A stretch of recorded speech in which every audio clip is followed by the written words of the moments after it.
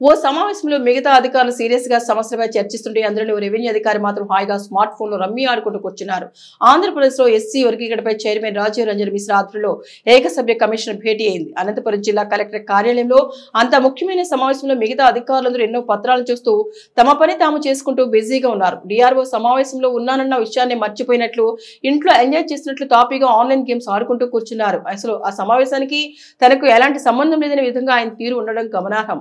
సమావేశంలో time pass కావడం లేదన్నట్లు జేబులో నుంచి స్మార్ట్ ఫోన్ తీసి ఆన్లైన్ గేమ్ లోనే లీనమైపోయి చిన్న పిల్లలిలా ఆటాడుకున్నారు. ఆ రెవెన్యూ అధికారి వీడియో బయటకు రావడంతో ఆయన తీరుపై తీవ్ర విమర్శలు వస్తున్నాయి.